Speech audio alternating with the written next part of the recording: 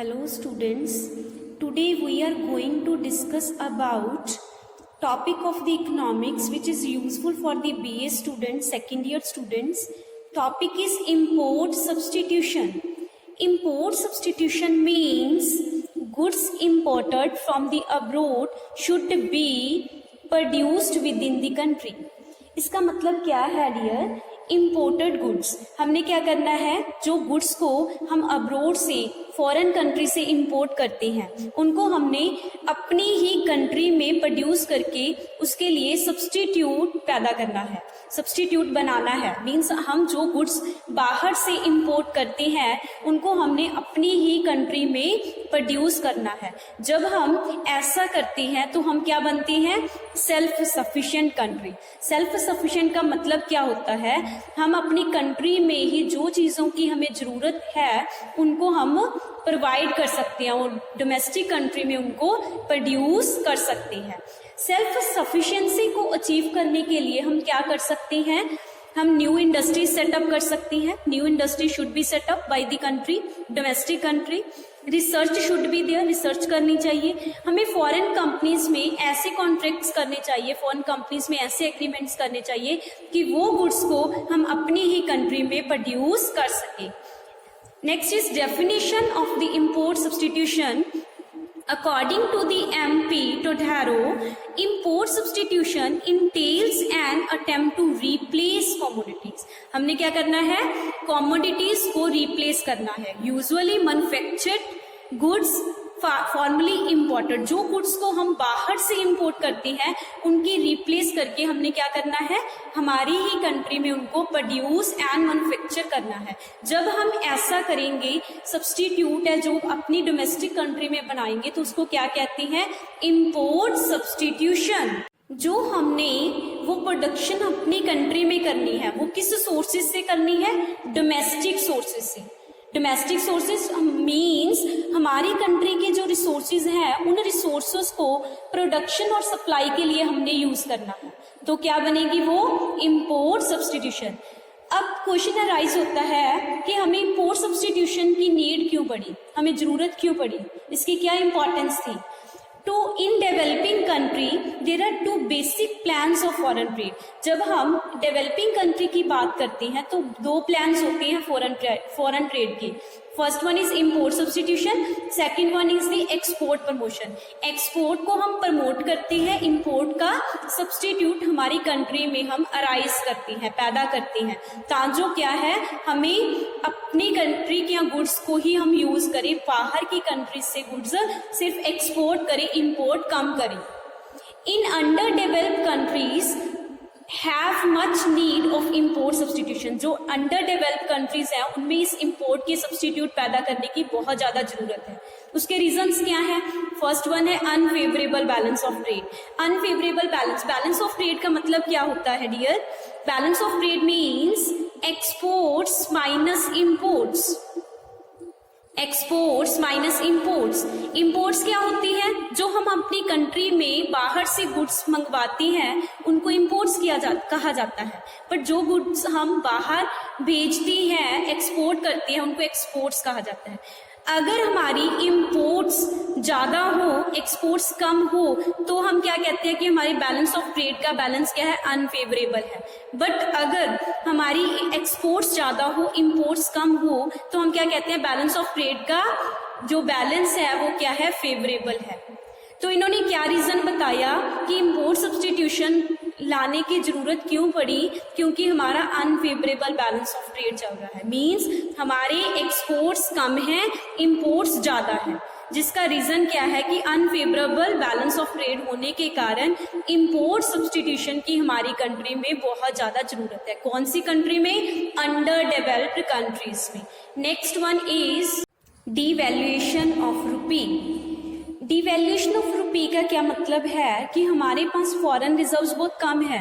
Means हम exports बहुत कम कर रहे हैं, जिसके कारण हमारे पास फॉरेन की मनी है जो बहुत कम आ रही है, बहुत कम रिजर्व्स हैं हमारे पास। जब हमारे पास फॉरेन के रिजर्व्स कम होते हैं तो क्या होता है? हमारी कंट्री की जो वैल्यू है, करेंसी की वैल्यू है, वो क्या होती है? डिवैल्यूएट होती है। मीन्स वो क्या होती है? कम हो जाती है।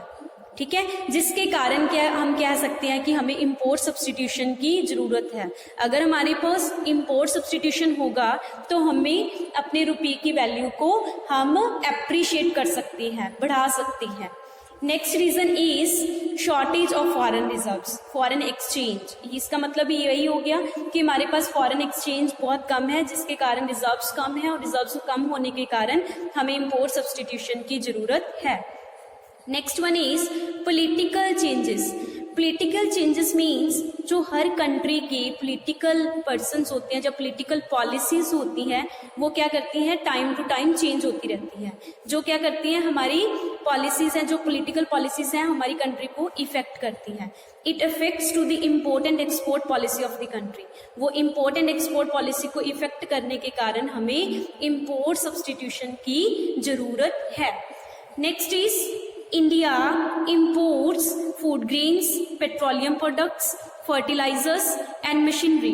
हम क्या करते हैं, अब्रोड से फूड ग्रेन्स मंगवाती हैं, पेट्रोल और फर्टिलाइजर्स और मशीनरी, ऐसे प्रोडक्ट्स हम फॉरेन से अब्रोड से क्या करते हैं, परचेज करते हैं। हमें क्या करना चाहिए, इन सब का सब्स्टिट्यूट है जो हमारी कंट्री में बनाना चाहिए, जिसके कारण अगर हम ऐसा करेंगे तो बहुत सारे फॉरेन रिजर्व्स हमें ज़्यादा होंगे और हम सेल्फ सफिशिएंट कंट्री बन सकते हैं। सेल्फ सफिशिएंसी को अचीव करने के लिए अगर इनका सब्स्टिट्यूट पैदा किया जा सके तो हमारी कंट्री डेवलप हो सकती है। इसके लिए हमें इंपोर्ट सब्स्टिट्यूशन की जरूरत पड़ी। Next is objectives of import substitution.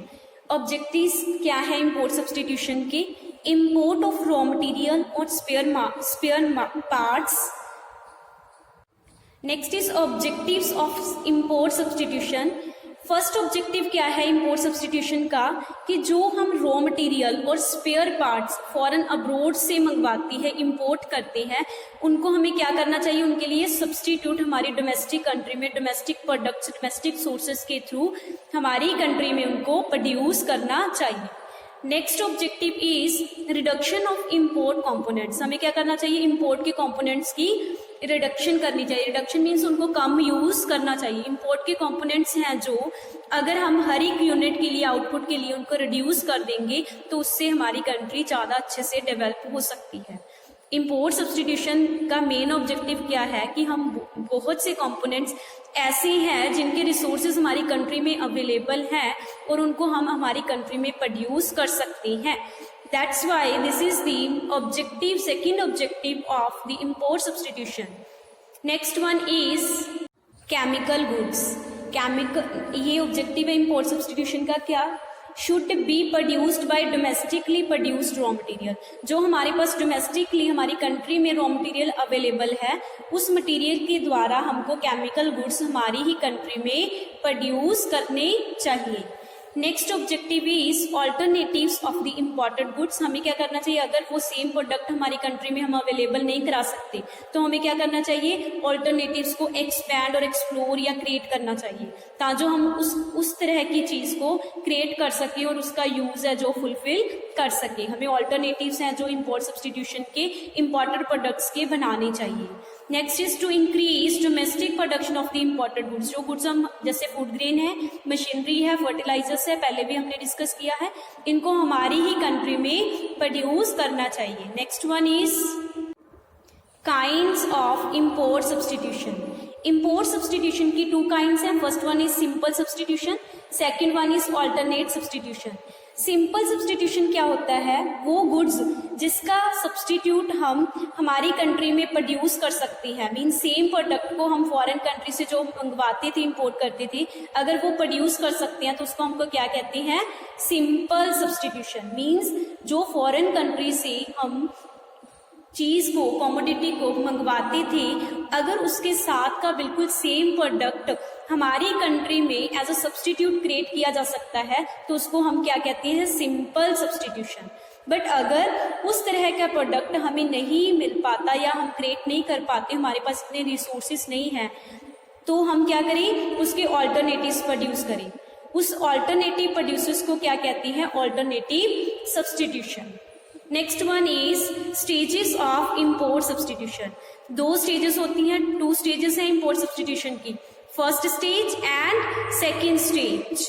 First stage is, जब हम फर्स्ट स्टेज की बात करते हैं तो हम क्या करते हैं, नॉन ड्यूरेबल कंज्यूमर गुड्स को रिप्लेस करते हैं, जैसे क्लोथिंग्स हो गई, शूज हो गई, हाउस होल्ड गुड्स। जब इनकी हम रिप्लेसमेंट करते हैं, मतलब यहाँ पे सब्सटीट्यूट क्रिएट करते हैं या फिर इनके इनपुट्स का रिप्लेसमेंट करते हैं और इनके लिए सब्सटीट्यूट क्रिएट करते हैं, ऐसे जैसे टेक्सटाइल हो गया, लेदर्स हो गई, वुड हो गया, ठीक है, ये सभी के हम क्या करते हैं, वुड के सब्सटीट्यूट्स क्रिएट करते हैं। इसको हम क्या कहते हैं, easy stage of import substitution. ये फर्स्ट स्टेज पे किया जाता है जब हम इंपोर्ट सब्सटीट्यूशन की फर्स्ट स्टेज की बात करते हैं। In first stage import is substituted rapidly, बहुत तेजी से होता है। It is not only increases consumption, इससे सिर्फ कंजम्पशन ही इंक्रीज नहीं होती बट इंपोर्ट्स की रिप्लेसमेंट भी बहुत तेजी से बढ़ती है। Next is second stage of import substitution. इसमें क्या होता है, मैन्युफैक्चरिंग इंडस्ट्रीज एक्सपैंड की जाती है। इस स्टेज पे डोमेस्टिक मार्केट्स में हम क्या करते हैं, मैन्युफैक्चरिंग इंडस्ट्रीज को एक्सपैंड करते हैं। इस ऑब्जेक्टिव को इंडस्ट्रियल प्रोटेक्शन के थ्रू ही क्या किया जा सकता है, अचीव किया जा सकता है। इसमें क्या आता है, इंपोर्ट्स की गुड्स हैं जो उनको रिप्लेस किया जाता है, उनके प्रोड्यूसर एंड कंज्यूमर गुड्स को रिप्लेस किया जाता है, बट इसके लिए हमें कैपिटल इंटेंसिव टेक्निक्स की जरूरत होती है। टेक्निक्स टू टाइप्स की होती है dear, one is labour intensive, second one is capital intensive. जो लेबर इंटेंसिव टेक्निक्स क्या होती हैं, उसमें हमें लेबर पे ज्यादा जोर देना पड़ता है, मीन्स हमें लेबर ज्यादा चाहिए होती है और लेबर से काम करवाना होता है। बट अगर कैपिटल इंटेंसिव की बात करें तो हमें कैपिटल ज्यादा जरूरत होती है, कैपिटल की जरूरत होती है। तो इसमें क्या होता है, कैपिटल इंटेंसिव टेक्निक्स की ज्यादा जरूरत होती है, क्योंकि हमने क्या करनी है, मैन्युफैक्चरिंग इंडस्ट्रीज बिल्डअप करनी है, मैन्युफैक्चरिंग इंडस्ट्रीज लगानी है। तो उनके लिए हमें क्या चाहिए, पैसा चाहिए, फाइनेंस चाहिए। जो फाइनेंस की रिक्वायरमेंट है वो कैपिटल इंटेंसिव टेक्निक से पॉसिबल हो सकती है। Next is methods of import substitution. First one is tariff policy. Tariff policy means to restrict or prohibit the import substitution. Tariff policy should be imposed on the import of goods. क्या होता है dear, ये tariff policy means हमें क्या करना है, जो import substitution है, जो गुड्स को इम्पोर्ट किया जाता है उस पर हमें टैक्सेस को इम्पोज करना है, टैरिफ पॉलिसी बनानी है ताकि क्या किया जा सके, इम्पोर्ट्स को कम किया जा सके। टैक्सेस, अगर गवर्नमेंट टैक्सेस इम्पोज कर देगी इम्पोर्ट्स पे, ज्यादा टैक्सेस लगा देगी, टैरिफ पॉलिसी बढ़िया बना देगी, तो क्या होगा, लोग इम्पोर्ट्स कम करेंगे, जिससे क्या होगा, इम्पोर्ट सब्सटीट्यूशन ज्यादा यूज होगा। मींस यहाँ डोमेस्टिक कंट्रीज की गुड्स हैं जो वो ज्यादा प्रोड्यूस की जाएंगी और यूज की जाएंगी हमारी कंट्री में। नॉन एसेंशियल गुड्स और such goods which can be produced with in the country, वो गुड्स जिनको हमारी कंट्री में प्रोड्यूस किया जा सकता है, जो गुड्स नॉन एसेंशियल है हमारे लिए, उनको फुली बैन कर देना चाहिए। तो ये एक मेथड है जिससे हम क्या कर सकते हैं, इम्पोर्ट सब्सटीट्यूशन को अप्लाई कर सकते हैं। Next method is increasing production, then research, next is swadeshi spirit. Next is now we will discuss increase in the production. In under developed country industrial policy और एग्रीकल्चर पॉलिसी दोनों का M क्या होता है, ज्यादा से ज्यादा प्रोडक्शन करना। जब हम इंडस्ट्रियल पॉलिसी की बात करें तो भी हम वो भी प्रोडक्शन पे ज्यादा फोकस करती है, एग्रीकल्चर पॉलिसी का भी यही होता है कि वो हमारी आउटपुट है जो ज्यादा हो, ठीक है। So dependence on imports can be decreased, तो हम क्या कर सकते हैं, प्रोडक्शन को ज्यादा करके एक मेथड है जो यूज कर सकते हैं जिससे हमारा इंपोर्ट सब्सटीट्यूट है जो ज्यादा इंक्रीज हो सकता है। हम प्रोडक्शन को इंक्रीज करते हैं इंडस्ट्रियल पॉलिसी में भी, एग्रीकल्चर पॉलिसी में भी, तो क्या होगा, dependence on the imports will be reduced. Next one is research. To determine alternatives, research is main focus, ठीक है। इंपोर्ट सब्सटीट्यूशन के लिए रिसर्च है जो की जाती है, उसमें क्या होता है, ऑल्टरनेटिव्स को डिटरमाइन किया जा सकता है कि जो ये प्रोडक्ट आ रहा है इसके बदले हम कौन सा प्रोडक्ट बना सकते हैं, उसकी रिसर्च की जा सकती है, उसको कैसे डिटरमाइन करना है, उसके ऑल्टरनेटिव्स बना सकते हैं हम। तो इस पर्पस को अचीव करने के लिए क्या होता है, इस पर्पस को अचीव करने के लिए लेबोरेटरीज सेटअप की जाती हैं, लेबोरेटरीज बनाई गई हैं बहुत सारी रिसर्च के लिए, नेशनल लेवल पे, नेशनल लेवल पे ज्यादा लेबोरेटरीज सेट की गई हैं ताकि हम क्या कर सकें, अच्छे से अच्छे रिसर्च कर सकें और हमारे इंपोर्ट सब्सटीट्यूशन को अप्लाई कर सकें। Last method of the import substitution is swadeshi spirit. Swadeshi spirit का क्या मतलब होता है? To create the encouragement towards the domestic goods. लोगों के मन में हमारी डोमेस्टिक कंट्रीज के गुड्स के प्रति क्या करना? इनकरेजमेंट पैदा करना। बिकॉज पीपल्स हैं, कुछ लोगों के क्या होता है, उनके मन में क्रेजीनेस होती है, क्रेज होता है कि हमने फॉरेन की गुड्स यूज करनी है। फॉरेन की गुड्स के लिए जिनके मन में इनकरेजमेंट होती है, क्रेज होता है, हमने क्या करना है? उसको कम करना है और एफर्ट्स करने हैं ताकि क्या कर सके? स्वदेशी स्पिरिट को इंक्रीज कर सके। स्वदेशी स्पिरिट एक मेथड है जिसके थ्रू हम इम्पोर्ट सब्सटीट्यूशन को इंकरेज कर सकते हैं, इंक्रीज कर सकते हैं। तो हमने क्या करना है? डोमेस्टिक गुड्स के लिए लोगों के मन में इंकरेजमेंट प्रोड्यूस करनी है। ये थे हमारे methods of import substitution. Thank you students.